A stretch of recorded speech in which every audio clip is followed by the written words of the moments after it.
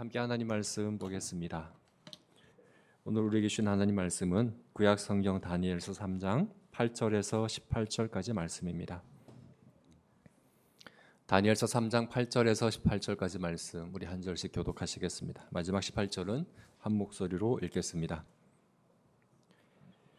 그때 어떤 갈대아 사람들이 나와 유다 사람들을 참소하니라. 그들이 느부갓네살 왕에게 이르되 왕이여 만수무강하옵소서. 왕이여 왕이 명령을 내리사 모든 사람이 나팔과 피리와 수금과 사면금과 양금과 생황과 및 모든 악기 소리를 듣거든 엎드려 그 금신상에게 절할 것이라.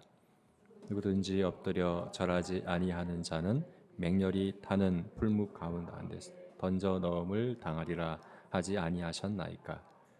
이제 몇 유다 사람 사드락과 메삭과 아벳느고는 왕이 세워 바벨론 지방을 다스리게 하신 자이거늘 왕이여 이 사람들이 왕을 높이지 아니하며 왕의 신들을 섬기지 아니하며 왕이 세우신 금 신상에게 절하지 아니하나이다. 느부갓네살 왕이 노하고 분하여 사드락과 메삭과 아벳느고를 끌어오라 말하며 드디어 그 사람들을 왕의 앞으로 끌어온지라. 느부갓네살이 그들에게 물어 이르되 사드락 메삭 아벳느고야 너희가 내 신을 섬기지 아니하며 내가 세운 금 신상에게 절하지 아니한다 하니 사실이냐. 이제라도 너희가 준비하였다가 나팔과 피리와 수금과 삼현금과 양금과 생황과 및 모든 악기 소리를 들을 때 내가 만든 신상 앞에 엎드려 절하면 좋거니와 너희가 만일 절하지 아니하면 즉시 너희를 맹렬히 타는 풀무불 가운데 던져 넣을 것이니 능히 너희를 내 손에서 건져낼 신이 누구겠느냐 하니 사드락과 메삭과 아벳느고가 왕에게 대답하여 이르되 느부갓네살이여 우리가 이 일에 대하여 왕에게 대답할 필요가 없나이다. 왕이여 우리가 섬기는 하나님이 계시다면 우리를 맹렬히 타는 풀무불 가운데서 능히 건져내시겠고 왕의 손에서도 건져내시리이다. 같이 읽겠습니다. 그렇지 아니 왕이여 우리가 왕의 신들을 섬기지도 아니하고 왕이 세우신 금 신상에게 절하지도 아니할 줄을 아옵소서. 아멘. 네, 오늘 본문에는 사드락과 메삭과 아벳느고라는 이름이 4번이나 반복되고 있습니다. 그 이름들이 계속 반복됩니다. 강조하고 있는 거죠.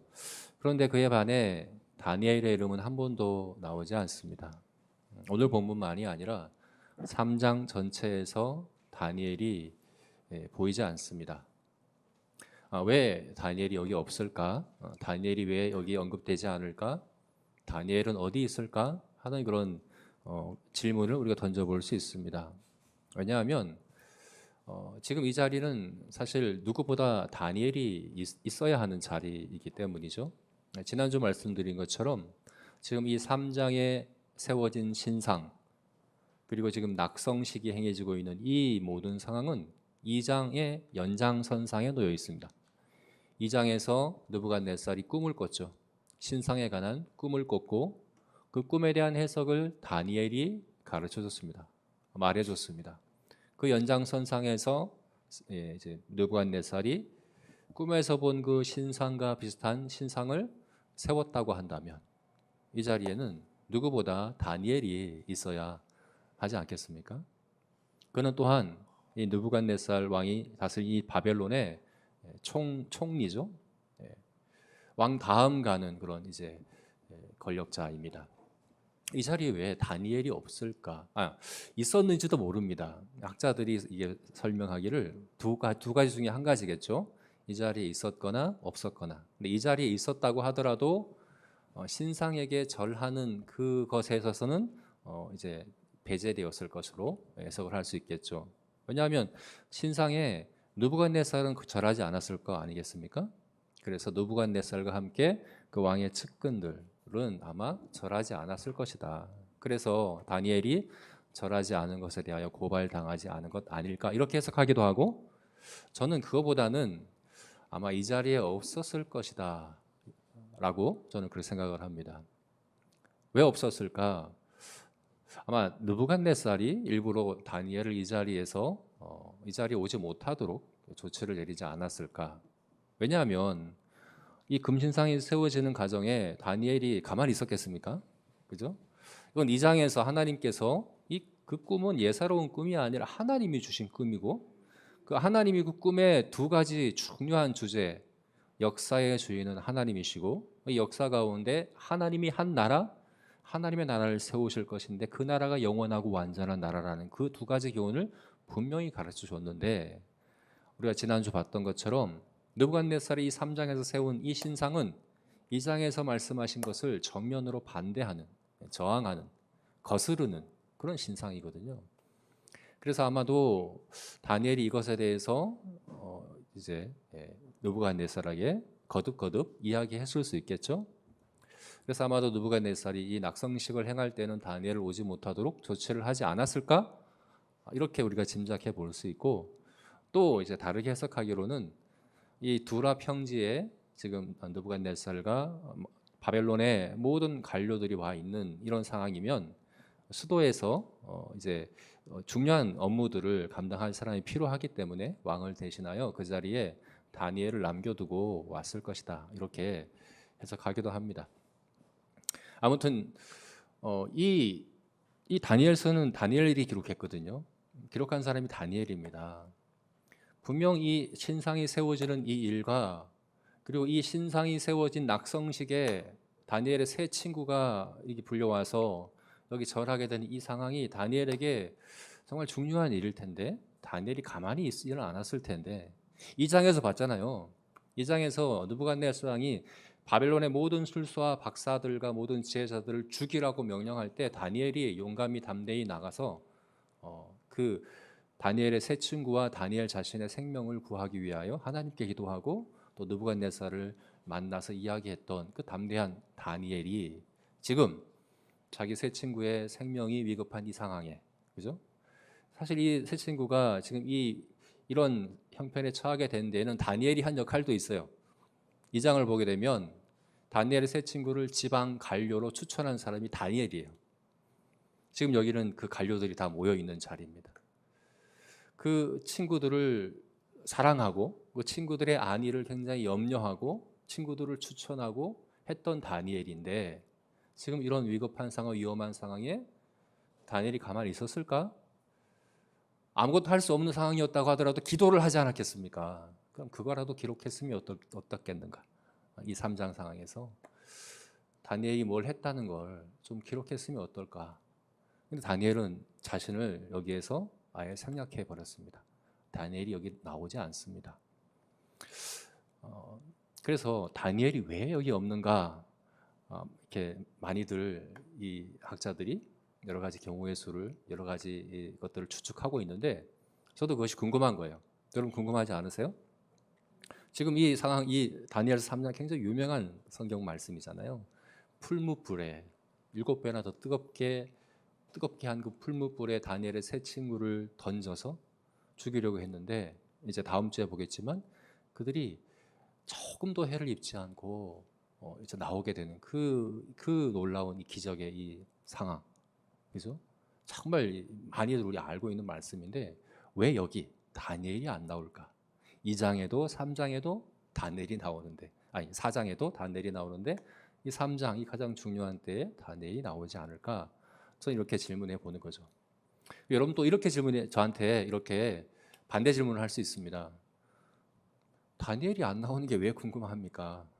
다니엘이 안 나오는 걸 왜 신경을 씁니까? 여기서 지금 중요한 것은 다니엘의 세 친구인데, 지금 하나님께서 놀라운 이 기적을 행하시는 이 상황에 신상에 절하지 않으면 당장에 풀무불에 던져 죽이겠다라는 이 왕의 위협에도 굴하지 않고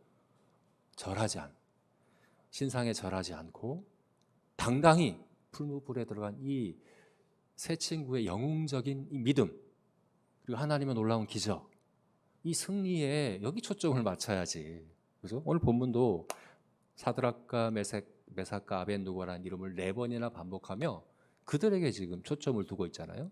그들에게 초점을 둬야지 왜 이 자리에도 오는 다니엘을 궁금해하느냐 이렇게 여러분들 생각하실 수 있습니다. 그런데 정말 중요합니다.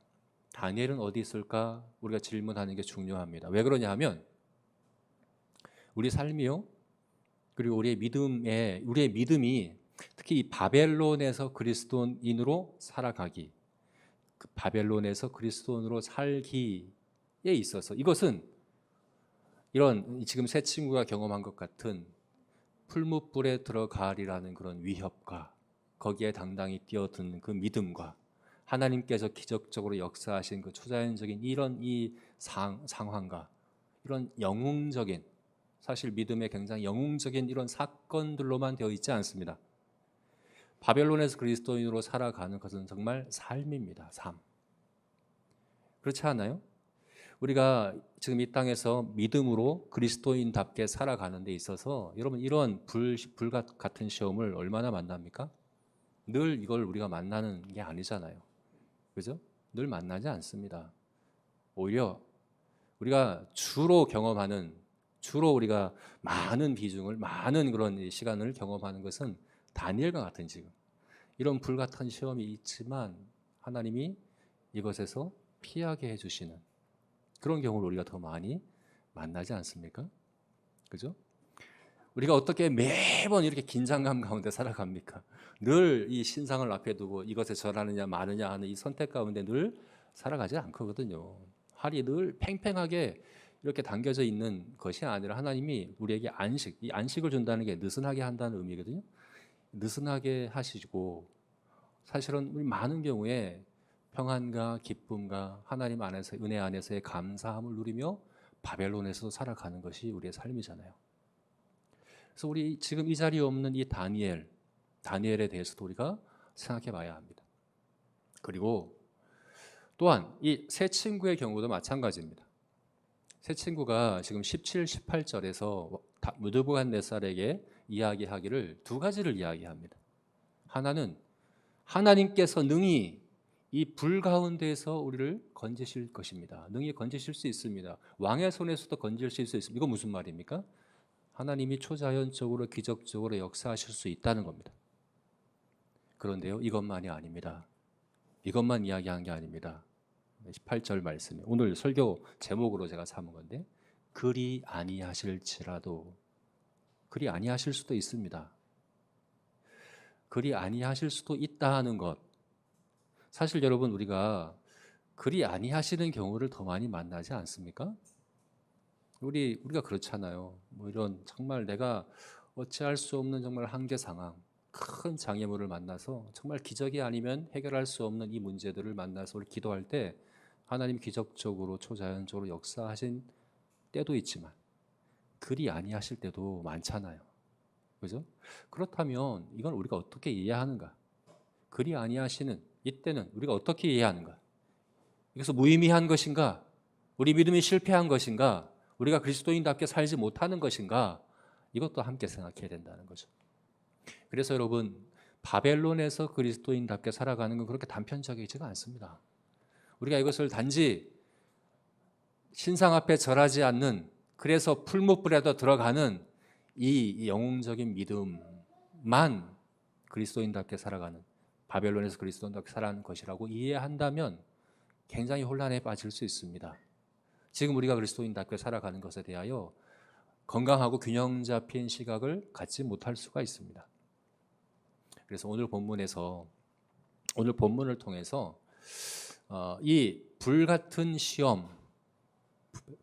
시험에 우리가 하나님께서 우리에게 어떻게 역사하시는가, 그리고 이 불같은 시험을 만날 때 우리는 어떻게 믿음으로 이 시험을 이겨내야 하는가, 승리해야 하는가를 세 가지 경우로 우리 함께 생각해 봤으면 좋겠습니다. 먼저는 피하게 하시는 경우, 두 번째는 기적적으로 그것을 이기게 하시는 경우, 세 번째는 그리 아니하시는 경우입니다. 여러분, 이 세 가지가 다 믿음으로 사실은 승리하는 길입니다.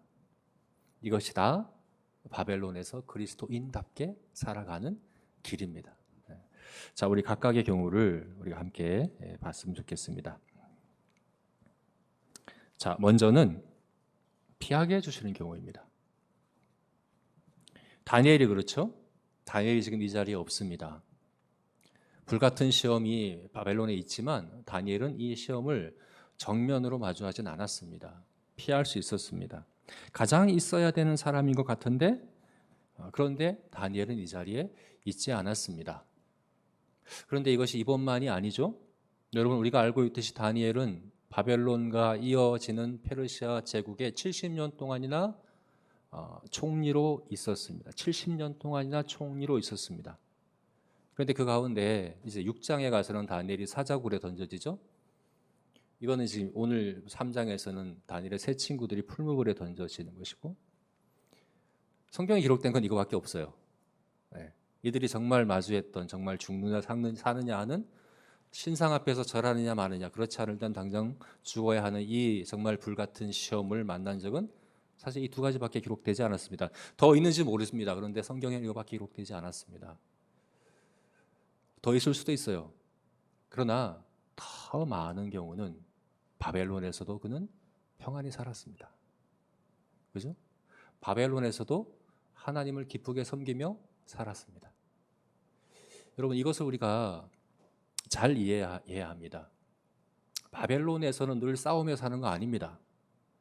우리가 세상이 지금 이 땅이 사단 마귀가 세상의 임금이고 왕이기 때문에 이 땅을 살아갈 때 늘 영적 긴장감 속에 치열한 영적 싸움 가운데 늘 그런 이제 전투적으로 살아가야 되는 것은 아닙니다.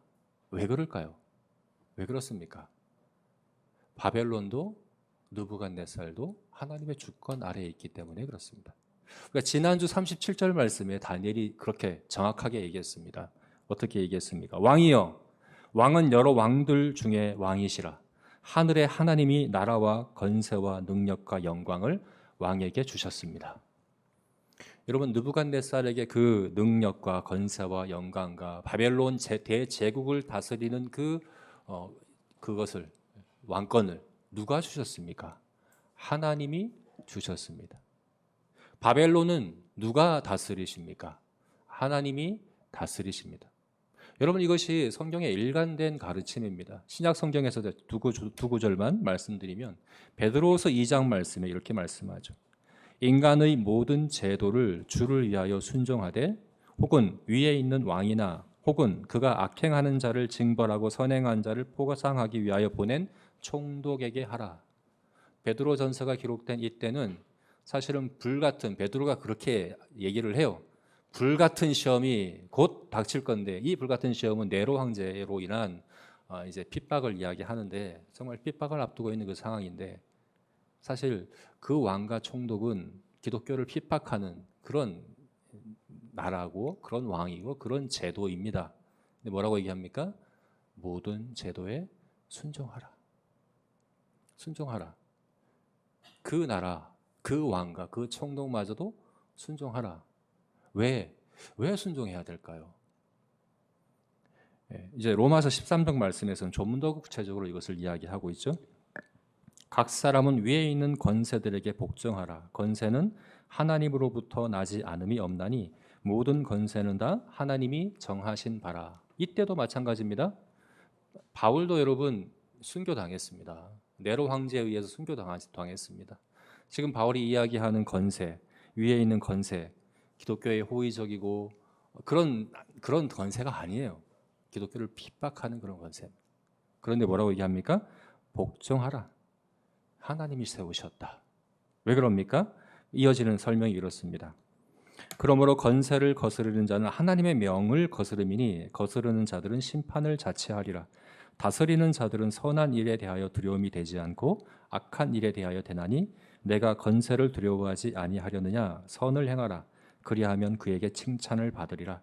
그는 하나님의 사역자가 되어 내게 선을 베푸는 자니라. 네로 황제가 어떻다고요? 하나님의 사역자다. 이렇게 이야기를 하고 있는 거죠. 그럼 이게 무슨 말일까요? 하나님의 선을 베푸는 자한다 할 때 이 선은 곧 하나님이 베푸신 선인데 그 하나님이 그 선을 건세, 왕, 그 인간의 제도들을 통해 우리에게 베풀고 계시다. 이렇게 얘기하는 것입니다. 그럼 이것을 우리가 이제 전문적인 얘기로 하면 이제 일반 은총이라고 우리가 표현하는 것이죠. 하나님이 온 땅을 지금 은혜로 다스리고 계시죠, 그죠? 우리가 호흡하고 우리가 살아가는 이 모든 것들이 하나님의 은혜 가운데 있습니다. 이런 자연뿐만 아닙니다. 나라와 사회와 법과 이 모든 것들도 사실은 하나님의 일반 은총 아래 있는 것입니다. 그러면 여러분, 다니엘이 70년 동안이나 바벨론을 그리고 페르시아를 그 제국을 그 나라의 왕들을 충성스럽게 성실하게 섬긴 것은 그들을 섬긴 게 아닙니다. 그들을 세우신 하나님을 섬긴 것입니다. 오늘 본문에서도 마찬가지입니다. 여러분, 이 세 친구가 바벨론의 지방 관료로 세워졌습니다. 그런데 여러분, 우리가 지금 이 본문에서 이들의 영웅적인 믿음을 보고 있지만 사실 이들이 영웅될 마음은 없었던 것 같아요. 스스로. 왜냐하면 처음부터 이들이 자신의 믿음을 드러내진 않았어요. 이들의 믿음을 드러낸 건 이들이 아니라 옆에 있던 사람들이에요. 바벨론 왕이 이 낙성식에 오라 했을 때 순종했습니다. 이 자리에 왔습니다. 그리고 절하라 그럴 때 절하지 않았죠? 근데 여러분, 이들이 정말 왕께 불순종했을까요? 저는 순종했다고 봅니다. 왜 그렇습니까? 풀무불에 들어갔잖아요. 순종하지 않으면 풀무불에 던지리라 던져졌잖아요. 순종하지 않고 풀무불에 던져졌습니다. 사실 이들은 왕께 순종했습니다. 이들은 바벨론과 느부갓네살을 자신들의 적으로 여기지 않았습니다. 우리가 싸워야 될 그 원수로 여기지 않았습니다. 순종해야 될, 따라야 될 대상으로 여기고 적극적으로 사실은 따랐다고 볼 수 있습니다. 물론 왕이냐 신상이냐 하나님이냐 결정해야 될 그런 순간은 옵니다. 그때도 따르는 건 말이 안 되죠. 베드로가 얘기했듯이 하나님 앞에서 너희 말 듣는 것과 하나님 말 듣는 것이 무엇이 옳은가 판단하라 라고 이야기했던 것처럼 둘 중에 하나를 선택해야 되는 경우는 분명히 있습니다. 그러나 그런 순간이 늘 있는 건 아니거든요. 기본적인 이들의 자세는 어떻습니까? 순종하는 겁니다. 세워진 건세와 제도에 순종하는 것을 볼 수 있습니다. 그 자리까지 와서 낙성식에 와서 오케스트라가 연주되고 그때 모두 잘해라 그러지 않을 때는 풀무불에 던지리라 이럴 때까지 이들이 했던 일이 없습니다. 저항한 게 없습니다. 이때까지 다니엘도 아무것도 하지 않았습니다. 그냥 절하지 않았습니다. 이것을 자기들이 드러내지도 않았습니다. 옆에 있던 사람들이 절하지 않았다고 고발한 겁니다. 그냥 조용히 자신들의 할 일을 하고 있습니다. 사실은 열심히 섬기고 있는 거예요. 근데 이것이 누구를 섬기는 것이라고요? 하나님을 섬기는 것이라는 겁니다. 하나님을 섬기고 있는 것입니다. 여러분, 지금 우리가 바벨론 가운데 그리스도인으로 살아가고 있습니다. 각자의 회사에서, 학교에서, 또 우리 각자 만나는 여러 가지 관계 가운데 여러분 누구를 섬기고 있습니까? 누구를 섬기고 있습니까? 하나님을 섬기는 것이어야 합니다. 사단의 전략은 매번 우리를 불시험 앞에다 놓는 게 아닙니다. 오히려 그렇게 하면 오히려 우리 믿음이 그렇잖아요. 그 스크루테이프의 편지라는 그 C.S. 루이스가 쓴 편지가 있거든요. 글이 있거든요. 책이 있는데 스크루테이프가 사탄이에요.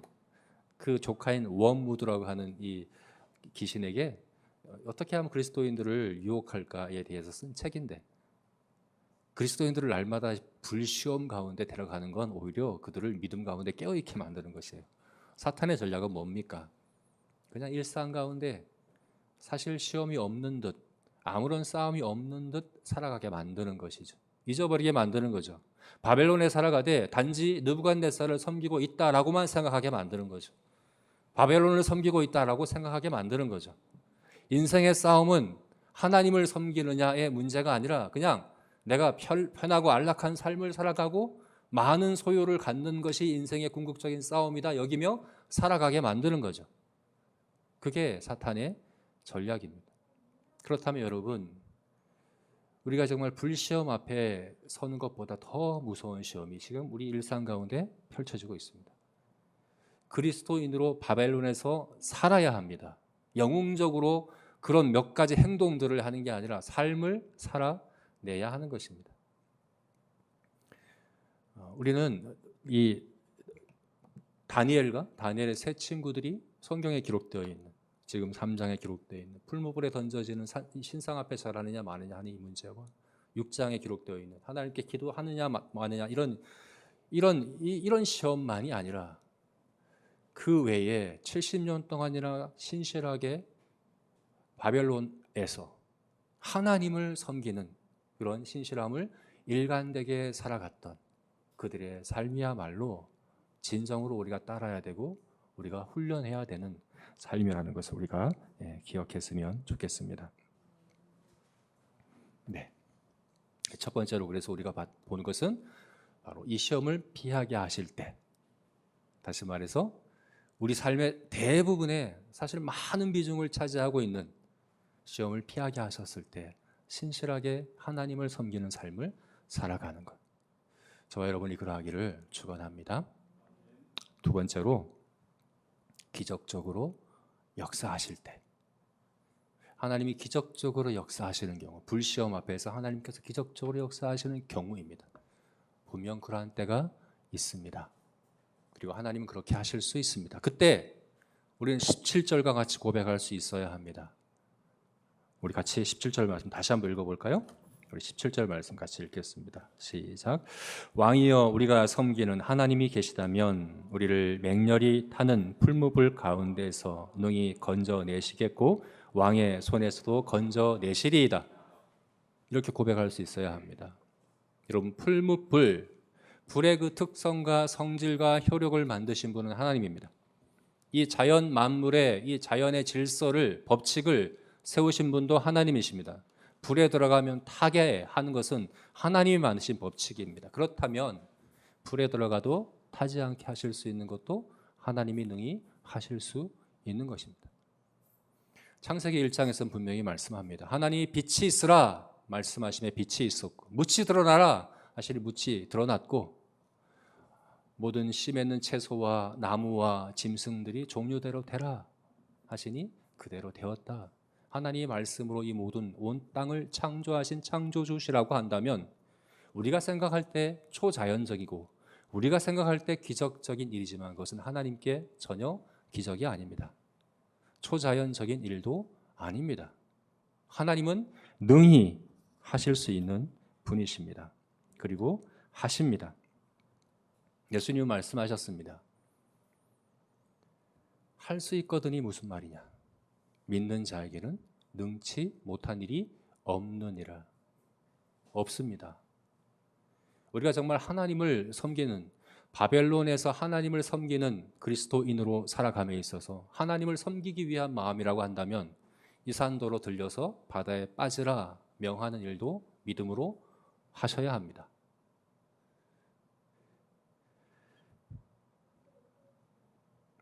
하나님의 이런 승리를, 이런 기적을 경험하게 하십니다. 늘 그렇게 그것이 반복되지는 않겠지만 이런 승리의 때를 하나님은 반드시 경험하게 하십니다. 여러분, 우리가 어떤 문제를 만났든 내 힘으로는 도저히 할 수 없는, 정말 기적이 아니고는 해결할 수 없는 그런 문제를 만났다면 바로 그런 믿음을 발휘해야 할 때입니다.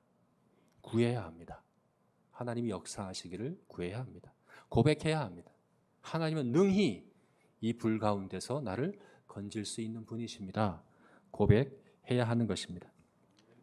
말씀으로 천지를 창조하신 하나님께서 바람과 바다를 말씀으로 잔잔하게 하실 것이고, 죽은 자를 살리신 그 하나님께서 우리를 어떤 질병과 고통에서도 건지실 것이고, 오병이어 기적으로 5천 명을 먹이신 하나님께서 능히 우리의 피로들을 채우시되 풍성히 채우실 수 있는 하나님이시라는 것을 믿음으로 고백하시는 저와 여러분이 되시기를 주님의 이름으로 축원합니다.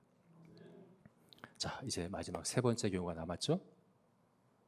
어떤 경우입니까? 그리 아니하시는 경우입니다. 우리 18절 말씀 한번 읽어볼까요? 18절 말씀 같이 읽겠습니다. 그렇게 하지 아니하실지라도 왕이여, 우리가 왕의 신들을 섬기지도 아니하고 왕이 세우신 금 신상에게 절하지도 아니할 줄을 아옵소서. 네. 그렇게 하지 아실지라도 사실 이 표현보다 저는 예전에 개역 개정의 번역이 더 좋습니다. 그리 아니하실지라도. 그래서 제가 이제 그 번역대로 설교 제목을 정했는데요. 그리 아니하실지라도. 이들은 고백합니다. 하나님은 능히 불 가운데 우리를 불에 던져도 그 불에 상하지 않게끔 초자연적인 일을 하실 수 있는 분이고 그렇게 하신다고 고백합니다. 그러나 또한 어떻게 얘기합니까? 그렇게 아니하실 수도 있다라고 고백합니다. 이것이 믿음입니다. 이들은 자기의 소원을 믿는 게 아니라 하나님을 믿는 거예요. 그죠? 내가 원하는 문제 해결을 믿는 게 아니라 하나님을 믿는 거예요.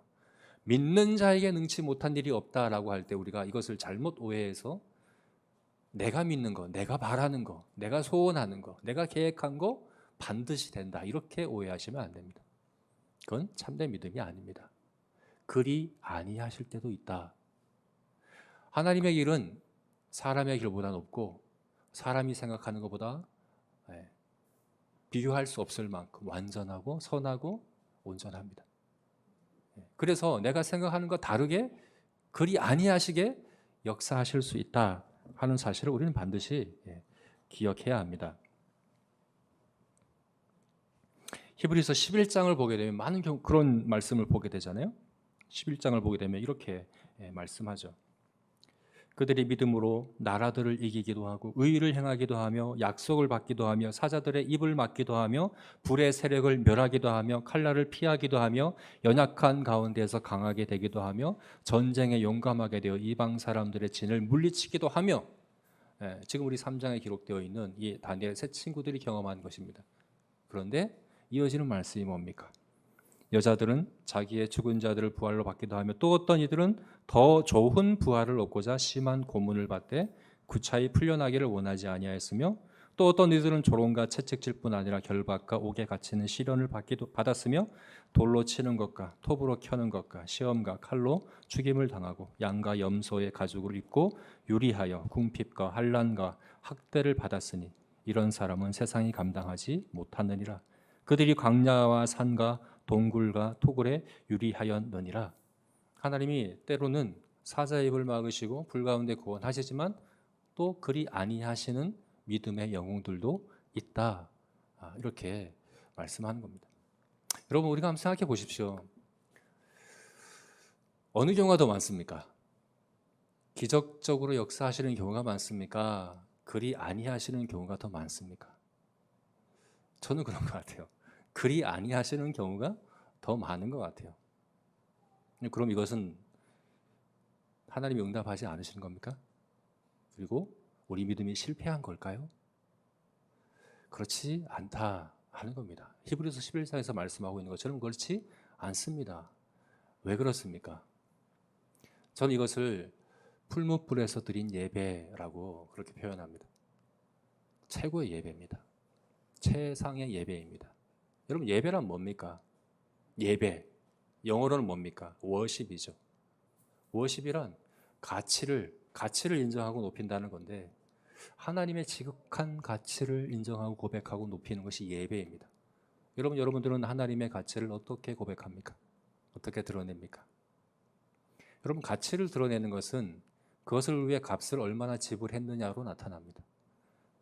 그것을 값을 지불하되 얼마나 기꺼이 기쁨으로 지불했느냐가 그것의 가치를 말해줍니다.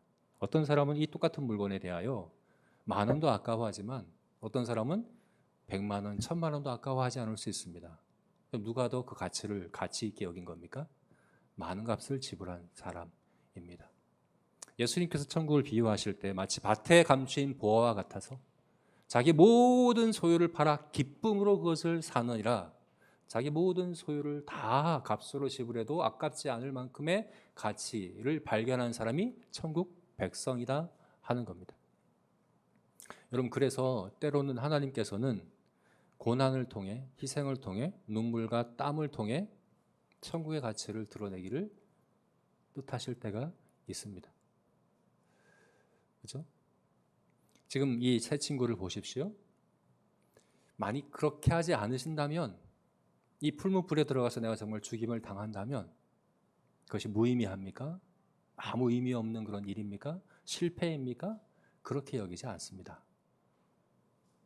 그것을 통해서 하나님의 내 목숨보다 더 귀한, 내 생명보다 더 값진 하나님과 천국의 가치를 고백하고 드러내는 거죠. 사실 그렇게 하나님께서 사용하시는 경우가 굉장히 많이 있습니다. 여러분, 어차피 인생은 불교에서 그러잖아요. 불교도 진리의 일면을 얘기할 때가 있거든요. 인생은 뭐라고요? 고해와 같다. 인생은 고난의 연속이라고 얘기합니다. 정말 그런 것 같아요. 저는 목사이기 때문에 하는 수고들이 있어요. 네. 설교하는 준비하는 거 정말 어려워요. 네. 그러면 목사가 아니면 아무 수고도 없고 고통도 없는 삶을 살까요? 여러분들 아무 수고하고 고통하는 게 없습니까? 목사가 아니잖아요, 여러분들은. 그렇지 않습니다. 누구나 다 수고합니다. 누구나 다 땀 흘립니다. 삶은 누구나 다 뭔가를 위해서든 대가를 지불하고 살아갑니다. 다만 그것을 희생이라고 생각하느냐 않느냐의 차이인 거죠. 누군가를 사랑하면 무엇을 줘도 그것을 아깝다 여기지 않습니다. 네, 뭐 예를 들어서 제가 자주 예를 드는 것처럼 어떤 유럽의 손흥민의 축구를 하는데 새벽에 한다. 그것을 보기 위해서 밤을 새서 보고 밤을 새서 출근을 하는데 그것을 즐거워합니다. 밤을 새는데. 근데 그렇게 하지 말고 밤새도록 기도해봐라. 그러면 물론 그렇게 즐겁게 하실 분들 우리 다 그렇게 하시죠, 그죠? 근데 그렇지 않은 경우가 많잖아요. 밤새도록 일해봐라. 너무 힘든 거죠. 네. 즐겁게 기쁨으로 무엇을 하느냐가 가치를 드러내는 거예요. 무엇을 해도 사실 우리는 땀 흘리고 수고할 수 있습니다. 그런데 무엇을 위해 하느냐가 중요한 거예요. 수고가 있느냐 없느냐가 아니에요. 희생이 있느냐 없느냐가 아니에요. 인생은 어차피 희생과 수고가 있어요. 무엇을 위한 희생이었냐가 중요한 거예요. 근데 여러분, 풀무불에서 희생하되 그게 하나님을 예배하는 최상의 예배라고 한다면 그것만큼 의미 있고 값진 것이 어디 있겠습니까? 때로는 하나님 고난 가운데 기적적으로 역사하지 않으신다면 그렇게 생각하시면 됩니다. 아, 이 자리가 최상의 예배의 자리구나. 하나님이 이 자리에서 가장 크게 영광 받으시기 원하시는 것이구나. 그 자리에서 내 어떤 것보다, 내 생명보다 더 값진 천국의 귀한 보배로운 그 가치를 고백하고 드러내고 기꺼이 감사함으로 하나님을 높이시는 그런 저와 여러분이 되었으면 좋겠습니다. 자, 말씀을 맺겠습니다. 네, 바벨론에서 그리스도인으로 살아가기. 이것은 그렇게 단편적이지가 않습니다. 영웅적인 한 번의 믿음으로 되는 게 아닙니다. 한 번의 믿음의 결단으로 한 번 하고 마는 것이 아닙니다. 끊임없이 지속적으로 일관되게 일상 가운데 하는 모든 일들이 하나님을 섬기는 것으로 믿는 믿음으로 감당하시는 그 사람이 불같은 시험 앞에서도 이겨낼 수 있습니다. 삶으로 예배하는 제자교회 아닙니까? 네. 시험 앞에서만이 아니라 삶으로 특별히 풀무불 가운데서 하나님을 예배하시는 참된 제자 되는 저와 여러분이 되시기를 주님의 이름으로 축원합니다.